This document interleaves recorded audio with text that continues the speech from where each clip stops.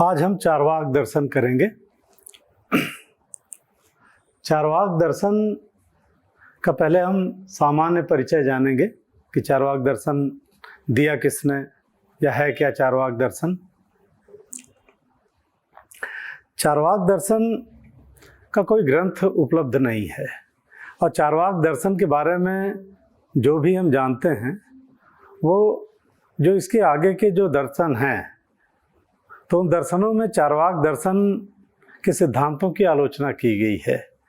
तो जो इसकी आलोचना की गई इसी से हम इस दर्शन के बारे में जान पाते हैं और लगभग सारे दर्शनों में चारवाक दर्शन की आलोचना की गई। अब इस दर्शन के बारे में बड़ा ही मतभेद है कि ये दर्शन दिया किसने। जैसे कुछ लोग तो ये कहते हैं कि चारवाक दर्शन चारवाक नामक व्यक्ति ने दिया। तो एक तो ये माना जाता है कि चारवाक दर्शन के प्रणेता खुद कोई चारवाक नामक व्यक्ति रहे होंगे। फिर ये कहा जाता है कि चारवाक दर्शन इसको चारवाक नामक व्यक्ति ने नहीं दिया बल्कि ये चर्व धातु से बना है। चर्व धातु से बना है चारवाक। तो चर्व का मतलब होता है चबाना, चबाना या खाना पीना। और इस दर्शन में इसी की बात की गई है, खाने पीने की बात की गई है। जैसे चारवाक कहते हैं कि यावत जीवेत सुखम जीवेत ऋणम कृत्वा घृतम पीवेत, यानी जब तक जियो सुख से जियो और उधार लेके भी घी पियो। तो ये जो खाने पीने की बात की गई है इसलिए ये कहा जाता है कि ये चर्व धातु से बना है जिसका मतलब होता है चबाना। तो इसलिए खाने पीने की बात की गई, इसलिए इस दर्शन का नाम पड़ गया चारवाक दर्शन। कुछ लोग ये कहते हैं कि चारवाक दर्शन को, इस दर्शन को देवताओं के गुरु बृहस्पति ने दिया। जो देवताओं के गुरु बृहस्पति थे तो इन्होंने इस दर्शन को दिया। बृहस्पति के पास असुर पहुँचे ज्ञान प्राप्त करने के लिए, तो इन्होंने ये देखा कि कहीं असुर ज्ञान प्राप्त करके ज्ञानी हो जाएंगे तो इससे बढ़िया है इनको खाने पीने की शिक्षा दे दी जाए। तो इसीलिए इनको असुरों को ये देवताओं के गुरु ने, बृहस्पति ने ये ज्ञान दिया कि खाओ पियो और मौज करो। तो ये भी कहा जाता है। फिर चारवाक दर्शन जो है, चारवाक दर्शन को लोकायत दर्शन भी कहा जाता है। लोकायत इसलिए क्योंकि इसकी भले ही आलोचना हो लेकिन ये सबसे ज़्यादा लोगों में प्रिय था। ये आम लोगों में ये ज़्यादा प्रिय था। और आज भी अगर देखा जाए तो चारवाक दर्शन की हर व्यक्ति भले ही आलोचना करेगा लेकिन आज हर व्यक्ति चारवाक दर्शन को ही फॉलो करता है। अगर आम जनजीवन में देखा जाए तो चारवाक कहते हैं कि ऋणम कृत्वा घृतम पीवेत। आज भी जो है, आज तो सरकार ही कहती है कि ज़्यादा से ज़्यादा भाई लोन लीजिए, EMI पे आजकल सारी चीज़ें आ रही हैं। तो एक तरीके से ये उधार लेके ही घी पिया जा रहा है और इससे नुकसान नहीं हो रहा बल्कि इससे और ज़्यादा विकास हो रहा है। और पूंजीवाद में तो अगर देखा जाए तो जो चारवाक कह रहे हैं वही पूंजीवादी व्यवस्था अपना रही है। तो इसको लोकायत दर्शन कहा जाता है। ये लोगों में बड़ा लोकप्रिय था। इसके अलावा चारवाक दर्शन जो है इसको ये भी कहा जाता है कि चारवाक का मतलब होता है चारुवाक। चारुवाक का मतलब होता है मीठे वचन, मीठे वचन। तो चारवाक दर्शन में जो भी बातें कही गई हैं वो बड़ी बढ़िया लगती हैं। खाने पीने की बात की गई है तो ये बड़ा बढ़िया लगती हैं इसकी बातें जो व्यवहारिक जीवन है उसमें व्यक्ति ऐसी ही चीज़ें करना चाहता है, ऐसी ही चीज़ें सुनना चाहता है। तो ये मीठे वचन है। तो इसलिए कहा जाता है चारुवाक मतलब होता है मीठे वचन। तो इसीलिए इस दर्शन का नाम चारवाक दर्शन पड़ा। हालांकि जो भी हो, चारवाक दर्शन जो है ये व्यवहारिक दर्शन दिखाई देता है। और चारवाक दर्शन कब आया होगा ये तो स्पष्ट नहीं है, लेकिन चारवाक दर्शन ऐसा लगता है कि जब वैदिक कर्म कांडों के खिलाफ जब श्रवण आंदोलन 6ठी शताब्दी ईसा पूर्व में चला होगा, तो जो श्रवण आंदोलन चला तो उस समय 62 संप्रदाय दिखाई देते हैं पूरे भारत में। और ये जो 62 संप्रदाय हैं, इसी में जैन और बौद्ध भी थे। तो जैन और बौद्ध भी एक भौतिक ये भी अनीश्वरवादी नास्तिक दर्शन है। तो इस समय जितने भी दर्शन दिखाई देते हैं, चाहे वो पगुदकाच्यायन हो, घोर भौतिकवादी हैं, चाहे संजय वैठली पुत्र हों, चाहे फिर मखली पुत्र गोसाल हों जिन्होंने नियतिवाद का सिद्धांत दिया, तो ये सारे दार्शनिक या जो इस समय के सारे प्रणेता जो दिखाई देते हैं वो सभी एक तरीके से भौतिकवादी ही दिखाई दे रहे हैं और ये कर्मकांडों का विरोध कर रहे हैं। ये इसी जीवन में आनंद लेने की बात कर रहे हैं। तो एक तरीके से जो श्रवण आंदोलन चला था, तो इसी में भौतिकवादी विचारधारा उभर कर आई।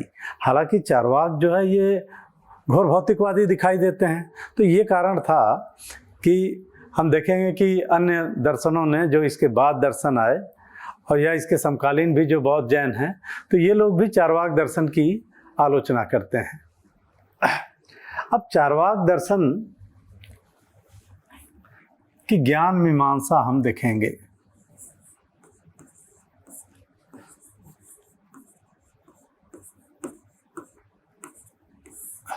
तो चारवाक दर्शन की ज्ञान मीमांसा। अब जो ज्ञान मीमांसा है, देखिए सारे दर्शनों में हम ज्ञान मीमांसा सारे दर्शनों में आप देखेंगे कि एक तो ज्ञान मीमांसा के बारे में चर्चा करते हैं किसी भी दर्शन में। एक तो ज्ञान मीमांसा होती है, एक उसकी तत्व मीमांसा होती है और एक नीति मीमांसा या आचार मीमांसा होती है। ज्ञान मीमांसा में हम जानते हैं कि भाई ज्ञान क्या है, ज्ञान का स्रोत क्या है, ज्ञान का साधन क्या है सत्य ज्ञान, कैसे प्राप्त किया जाए। तो ये सारा हम ज्ञान मीमांसा में चर्चा करेंगे। तत्व मीमांसा में कि तत्व क्या है, तो तत्व मीमांसा में हम ईश्वर, आत्मा और इस जड़ जगत की चर्चा करेंगे। और नीति मीमांसा में उस दर्शन की आचार मीमांसा पर चर्चा की जाएगी। अब जो चारवाक दर्शन की ज्ञान मीमांसा है,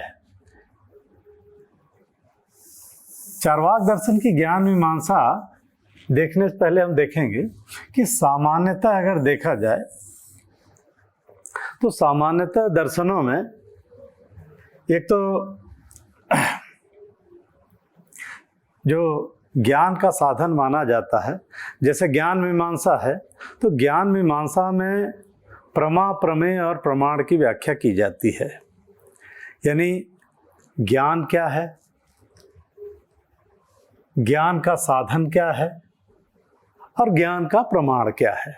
तो ज्ञान मीमांसा में हम देखेंगे कि ज्ञान मीमांसा में प्रमा, प्रमेय और प्रमाण इसकी व्याख्या की जाती है कि प्रमा मतलब कि ज्ञान क्या है, ज्ञान का साधन क्या है प्रमेय, और ज्ञान का प्रमाण क्या है। तो ये प्रमाण हो गया, साधन क्या है ज्ञान का, ज्ञान क्या है, ज्ञान क्या है। तो ज्ञान मीमांसा में ज्ञान क्या है, ज्ञान का साधन क्या है, स्रोत क्या है और ज्ञान का प्रमाण क्या है, इसकी चर्चा की जाती है। अर्थात प्रमेय, प्रमा, प्रमेय और प्रमाण की व्याख्या की जाती है। अब सामान्यतः देखा जाए तो जो सामान्यतः सारे दर्शन हैं उसमें ज्ञान का जो साधन माना जाता है, एक तो प्रत्यक्ष है, प्रत्यक्ष,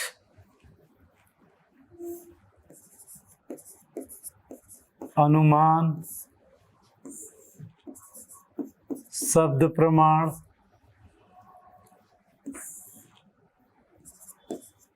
उपमान,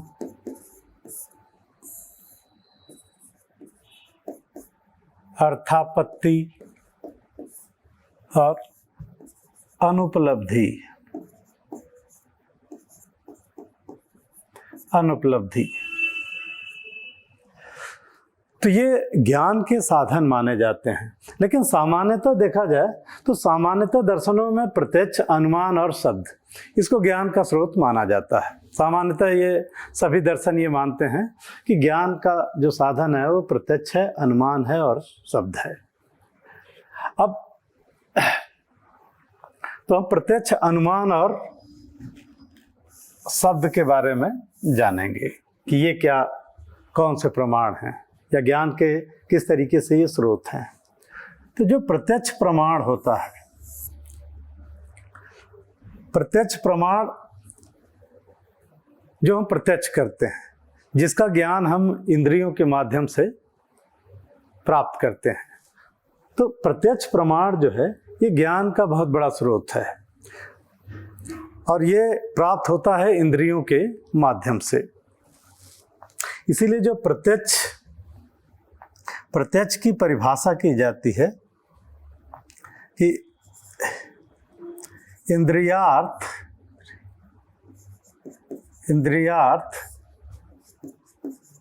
सन्निकर्ष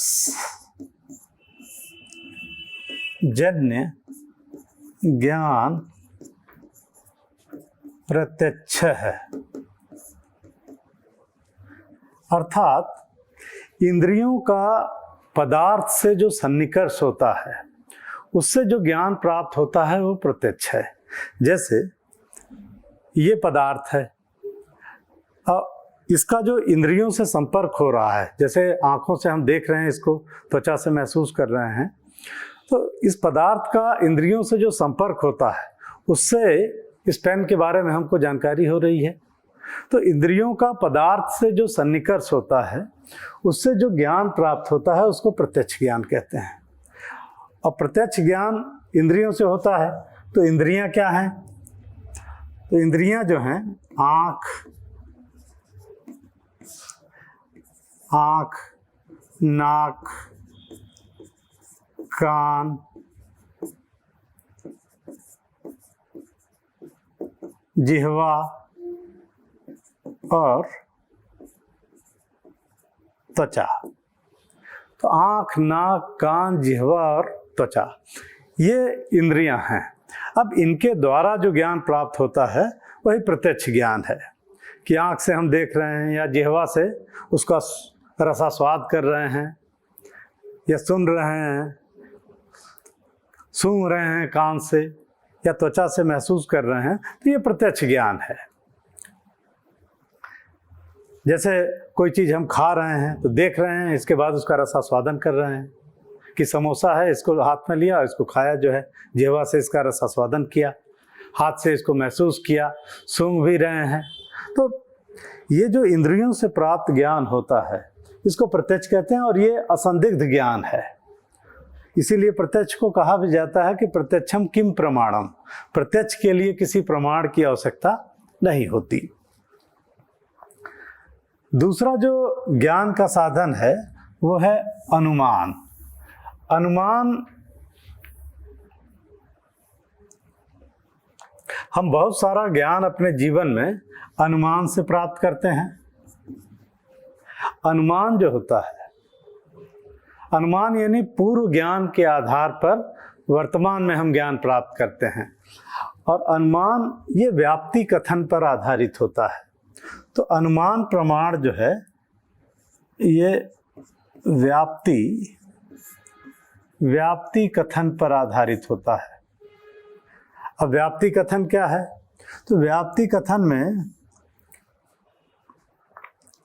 हमने जो पूर्व में ज्ञान प्राप्त किया है उसके आधार पर वर्तमान में हम निष्कर्ष निकालते हैं। जैसे जहाँ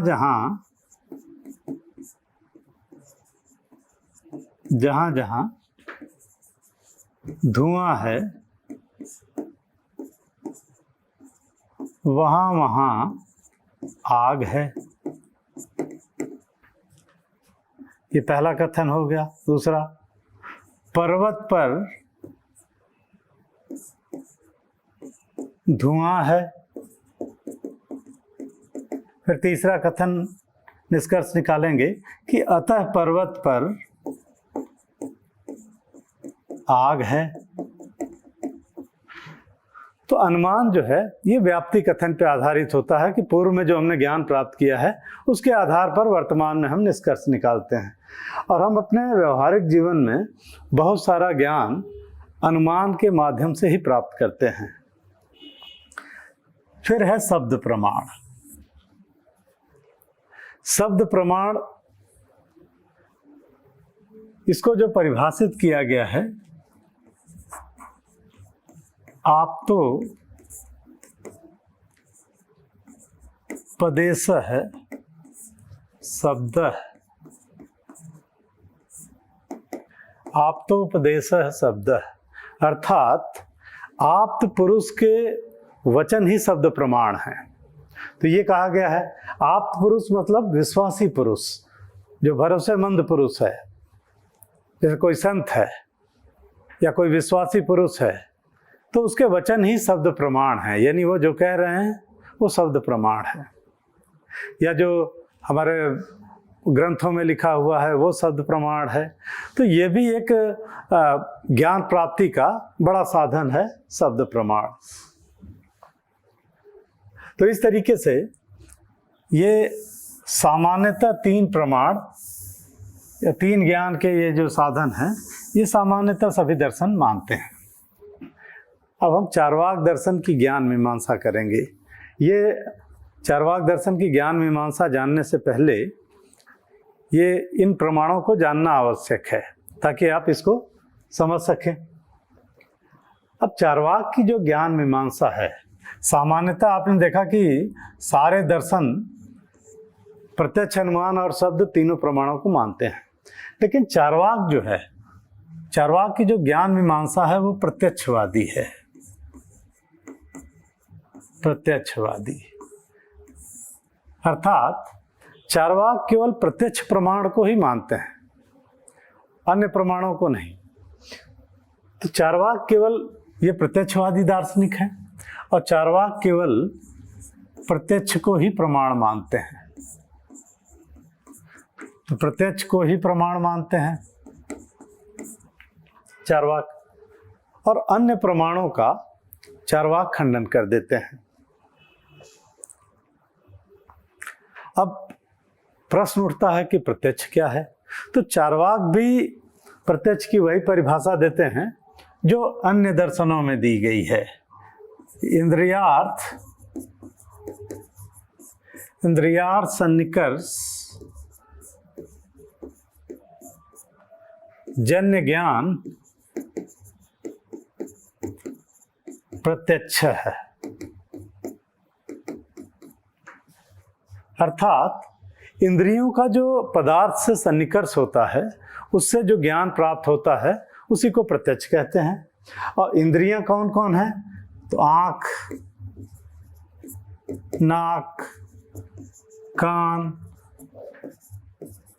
जिह्वा और त्वचा। तो ये 5 इंद्रियां हैं।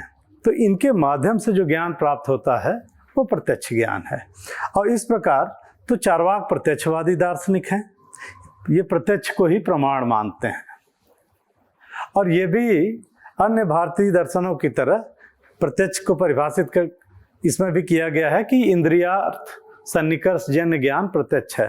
यानी इंद्रियों का, आँख, कान, नाक, जिह्वा और त्वचा, इंद्रियों का जो पदार्थ से सन्निकर्ष होता है उससे जो ज्ञान प्राप्त होता है वही प्रत्यक्ष ज्ञान है। अब प्रत्यक्ष में क्यों विश्वास करते हैं चार्वाक इतना? तो चार्वाक ये कहते हैं कि प्रत्यक्ष ही ज्ञान का एकमात्र साधन है, क्योंकि प्रत्यक्ष से असंदिग्ध ज्ञान की प्राप्ति होती है। इसमें कोई संदेह या शुभा नहीं रहता। तो प्रत्यक्ष से चूंकि असंदिग्ध ज्ञान की प्राप्ति होती है, इसीलिए ये केवल प्रत्यक्ष को ही प्रमाण मानते हैं और अन्य प्रमाणों का खंडन कर देते हैं चार्वाक।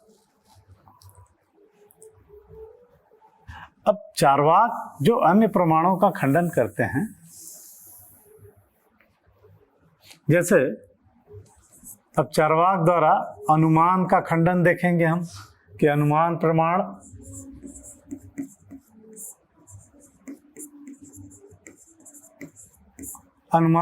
का खंडन चार्वाक कैसे करते हैं? तो चार्वाक ये कहते हैं कि ज्ञान का एकमात्र साधन प्रत्यक्ष है और अन्य प्रमाणों का खंडन कर देते हैं।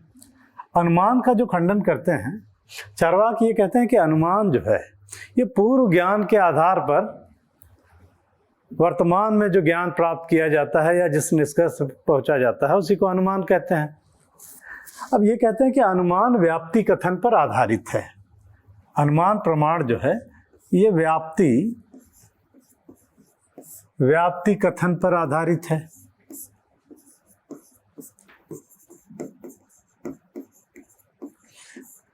चार्वाक ये कहते हैं कि अगर चार्वाक व्याप्ति कथन का ही खंडन कर देते हैं और इस तरीके से अनुमान का ही खंडन हो जाता है। जैसे व्याप्ति कथन है कि जहाँ जहाँ धुआं है वहाँ वहाँ आग है, पर्वत पर धुआं है अतः पर्वत पर आग है। अब चार्वाक ये कहते हैं कि ये जो व्याप्ति कथन है ये सही नहीं हो सकता, क्योंकि हम भूतकाल में जाके हम नहीं देख सकते कि जहाँ जहाँ जो धूम्रयुक्त स्थान थे वहाँ अग्नि भी उठी। भाई भूतकाल में जाके देखा नहीं जा सकता कि जहाँ जहाँ धुआं उठा था वहाँ वहाँ आग लगी ही थी।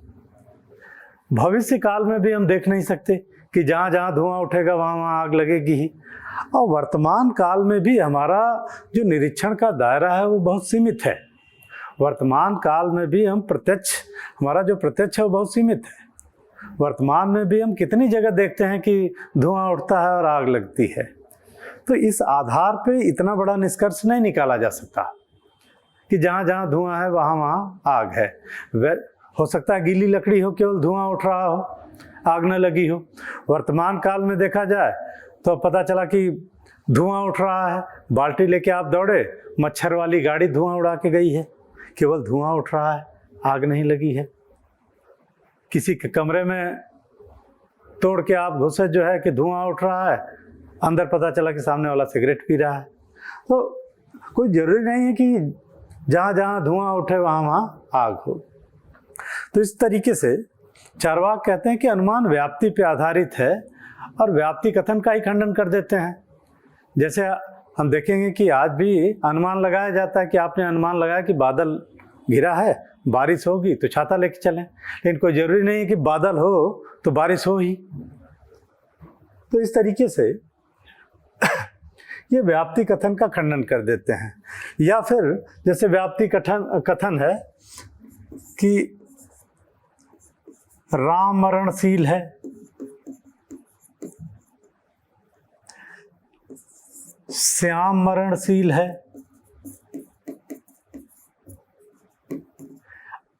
अतः सभी मनुष्य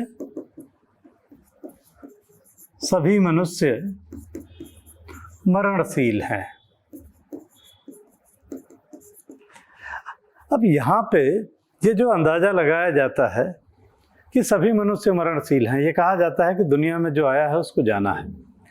लेकिन चार्वाक ये कहते हैं कि भूतकाल में हम जाके ये नहीं देख सकते कि सभी लोग मर ही गए थे, क्योंकि हमारी निरीक्षण का दायरा बहुत सीमित है। भूतकाल में हम देख नहीं सकते, भविष्य में हम जान नहीं सकते कि जितने लोग पैदा हुए हैं वो मर ही जाएंगे, हो सकता है ना मरे। और वर्तमान काल में हमारे निरीक्षण का दायरा बहुत कम है।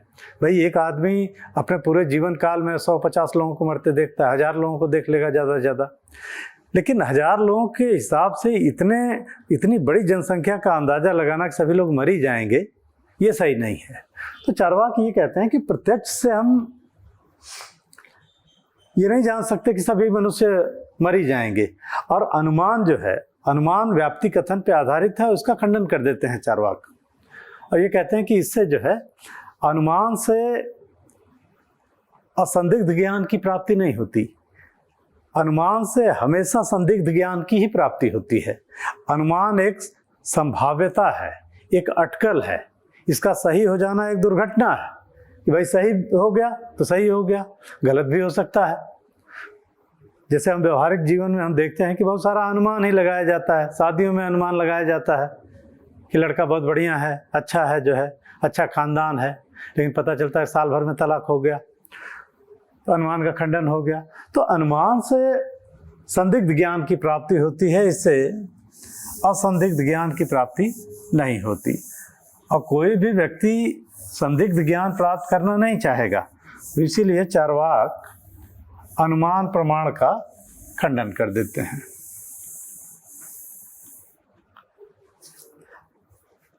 इसके बाद चार्वाक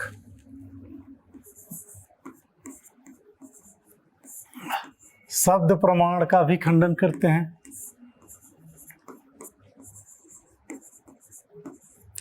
शब्द प्रमाण का जो खंडन करते हैं चार्वाक, देखिए शब्द प्रमाण को जो परिभाषित किया गया है, भाई शब्द प्रमाण जो होता है ये भी ज्ञान प्राप्ति का एक बड़ा माध्यम है, बड़ा साधन है, बड़ा स्रोत है।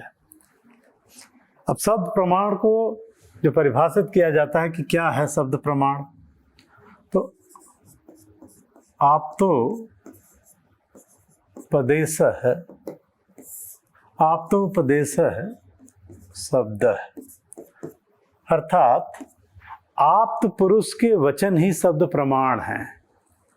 आप्त पुरुष यानी विश्वासी पुरुष, तो विश्वासी पुरुष के वचन ही शब्द प्रमाण है। लेकिन चार्वाक जो है शब्द प्रमाण को नहीं मानते, शब्द प्रमाण का खंडन कर देते हैं चार्वाक। चार्वाक ये कहते हैं कि पहला तो ये कहते हैं कि आप्त पुरुष जो है इसका मिलना कठिन है, फिर अगर मिल जाए तो जानेंगे कैसे कि ये आप्त पुरुष है, और अगर जान रहे हैं कि ये आप्त पुरुष है तो ये भी तो एक अनुमान ही लगा रहे हैं कि ये आप्त पुरुष है। भाई हम किसी अगर संत के पास जा रहे हैं, प्रवचन सुन रहे हैं और ये मान रहे हैं कि ये आप्त पुरुष है, लेकिन कोई गारंटी नहीं है कि वो आप्त पुरुष हो। ये हम अनुमान ही लगा रहे हैं कि ये सामने जो बोल रहे हैं वो सत्य ही बोल रहे हैं, ये आप्त पुरुष हैं, लेकिन हो सकता है कि जो है वो आप्त पुरुष ना हो। बहुत सारी घटनाएं हैं कि बहुत सारे बाबा जी लोग जेल में हैं, ठीक है, जबकि उनको आप्त पुरुष मान के ही गए थे लोग। तो आप्तोपदेशा शब्द कि आप्त पुरुष जो है, अब चार्वाक ये कहते हैं कि जो विश्वासी पुरुष है, आप्त पुरुष है, उसका मिलना बड़ा कठिन है। अगर मिल भी जाए तो जानेंगे कैसे कि ये आप्त पुरुष है। और मान लीजिए कि अगर जानेंगे कि आप्त पुरुष है तो ये तो अनुमान लगा रहे हैं आप, और अनुमान का तो पहले ही खंडन हो चुका है। तो अनुमान के आधार पे ही अगर देखा जाए तो शब्द प्रमाण का भी खंडन हो जाएगा। दूसरा ये कहा जाता है कि जो वेदों में बातें कही गई हैं ये शब्द प्रमाण है, और वेदों में जो बातें कही गई हैं इनको शब्द प्रमाण मान के ही व्यक्ति ग्रहण करता है। लेकिन चार्वाक इसका भी खंडन करते हैं, और चार्वाक ये कहते हैं कि जो वेद हैं ये धूर्त ब्राह्मणों की रचना है। ये धूर्त ब्राह्मणों ने अपने जीविकोपार्जन के लिए वेदों की रचना की, क्योंकि वेदों में ये कहते हैं कि बहुत सारी विरोधाभासी बातें लिखी हुई हैं। तो वेदों को अगर पढ़िए तो बहुत सारी विरोधाभासी चीज़ें लिखी हुई हैं, तो ये कहते हैं कि ये ईश्वरीय रचना नहीं है। से वेदों को अपुरुष से कहा गया, ये कहा गया कि ये ईश्वरीय रचना है, जो लिखा है इसमें वो सत्य है क्योंकि ईश्वर की रचना है। लेकिन चार्वाक ये कहते हैं कि ये धूर्त ब्राह्मणों की रचना है, उन्होंने अपने जीविकोपार्जन के लिए वेदों की रचना की, और वेदों में बहुत सारी विरोधाभासी चीज़ें लिखी गई हैं, तो इस तरीके से वो वेद को भी प्रमाण नहीं मानते। और इस तरीके से चार्वाक शब्द प्रमाण का भी खंडन कर देते हैं और केवल ये मानते हैं कि ज्ञान का जो एकमात्र साधन है वो प्रत्यक्ष प्रमाण है। और ये कहते भी हैं कि प्रत्यक्ष जो है ये ज्ञान का साधन भी है और प्रत्यक्ष ही उसका प्रमाण भी है, क्योंकि प्रत्यक्षम किम प्रमाणम, प्रत्यक्ष के लिए किसी प्रमाण की आवश्यकता नहीं है। अब चार्वाक की जो ज्ञान मीमांसा है, चार्वाक ने अनुमान और शब्द का खंडन कर दिया और इसी आधार पर ये कहते हैं कि बाकी के भी जो प्रमाण हैं वो इन्हीं पे आधारित हैं, तो उन सब का खंडन हो जाता है। केवल प्रत्यक्ष को मानते हैं चार्वाक, लेकिन इसकी भी आलोचना हुई। आलोचकों ने ये कहा कि भाई केवल प्रत्यक्ष को ज्ञान का साधन मानना ज्ञान के दायरे को बहुत सीमित कर देगा। तो पहली तो आलोचना यही है कि ज्ञान का दायरा अत्यंत सीमित हो जाएगा। दूसरा, प्रत्यक्ष से भी कोई जरूरी नहीं है कि असंदिग्ध ज्ञान की ही प्राप्ति हो, कभी कभी गलत प्रत्यक्ष भी होता है, प्रत्यक्ष से भी संदिग्ध ज्ञान की प्राप्ति होती है। जैसे मृग मरीचिका कि रेगिस्तान में जो है जो पानी का भ्रम हो जाता है, या सुक्ति रजत भ्रम कि आपने सीपी देखा और आपको भ्रम हो गया कि चांदी है, या फिर सर्प रज्जु भ्रम, ये गलत प्रत्यक्ष का उदाहरण है कि आपने रस्सी देखी रात में और उसको 4 लाठी मार दिया सांप समझ के, सांप का भ्रम हो गया रस्सी में जबकि प्रत्यक्ष हो रहा है, तो ये गलत प्रत्यक्ष का उदाहरण है। या रात में रस्सी देखी आपने, उठा लिया, सांप निकला, तो ये गलत प्रत्यक्ष के उदाहरण हैं। तो कोई जरूरी नहीं है कि प्रत्यक्ष से भी भाई गलत ज्ञान की प्राप्ति हो सकती है, प्रत्यक्ष से कोई जरूरी नहीं कि हमेशा असंदिग्ध ज्ञान की प्राप्ति हो। तो आलोचक एक तो ये कहते हैं कि अगर केवल प्रत्यक्ष को प्रमाण माना जाए तो ज्ञान का दायरा अत्यंत सीमित हो जाता है। दूसरी चीज कि अगर भाई प्रत्यक्ष से भी गलत ज्ञान की प्राप्ति होती है, प्रत्यक्ष से सर्प रज्जु भ्रम अगर हो गया तो ये गलत प्रत्यक्ष का उदाहरण है, तो प्रत्यक्ष से भी संदिग्ध ज्ञान की प्राप्ति होती है, तो फिर तो उसका भी खंडन हो जाना चाहिए। फिर ये कहते हैं कि अगर अनुमान का खंडन कर दिया जाए, अगर अनुमान को ज्ञान का साधन न माना जाए, तो फिर हमारे ज्ञान का दायरा बहुत सीमित हो जाएगा, क्योंकि हम अपने व्यवहारिक जीवन में बहुत सारा ज्ञान प्राप्त करते हैं अनुमान के आधार पे ही। तो हमारा जो व्यवहारिक जीवन है, एक तो ज्ञान अत्यंत सीमित हो जाएगा, व्यवहारिक जीवन कठिन हो जाएगा। आप कहेंगे बादल लगा है, बारिश, ये तो अनुमान है, अब निकलेंगे, भीग जाएंगे। फिर किसी की शादी कोई तय कराने जाएगा, आप कहेंगे कि तो अनुमान लगा रहे हैं कि बढ़िया है लड़का, खराब निकले जो है, तो आधे लोग पता चला कि ऐसे ही रह गए जो है। तो अनुमान, अगर अनुमान को नहीं माना जाएगा तो ज्ञान का क्षेत्र अत्यंत सीमित हो जाएगा। इसी तरीके से शब्द प्रमाण है, शब्द प्रमाण को अगर न माना जाए तो भी ज्ञान का दायरा सीमित हो जाएगा। शब्द प्रमाण से हम बहुत सारा ज्ञान अर्जित करते हैं। तो इस तरीके से ये जो आलोचना की जाती है, लेकिन फिर भी हम देखेंगे कि चार्वाक दर्शन की इसमें महत्ता है कि चार्वाक दर्शन जो है ये पहला दर्शन है जो दर्शन में एक समीक्षावादी दृष्टिकोण विकसित कर रहा है, दर्शन को रूढ़िवाद से बचा रहा है कि भाई सारी चीज जो भी मानिए, एक तो प्रत्यक्ष को प्रमाण मान रहा है और भले ही खंडन कर रहा है, लेकिन एक समीक्षावादी दृष्टिकोण, एक विश्लेषणवादी दृष्टिकोण विकसित कर रहा है। ये विवेकवाद पे जोर दे रहा है, ये तर्कवाद पे जोर दे रहा है चार्वाक दर्शन। तो ये इसकी महत्ता है। तो इस तरीके से ये चार्वाक दर्शन में हमने चार्वाक की ज्ञान मीमांसा देखी और ये देखा कि किस तरीके से चार्वाक केवल प्रत्यक्ष को प्रमाण सिद्ध करते हैं और अन्य प्रमाणों का खंडन कर देते हैं। इससे आगे के लेक्चर में हम चार्वाक की तत्व मीमांसा के बारे में चर्चा करेंगे।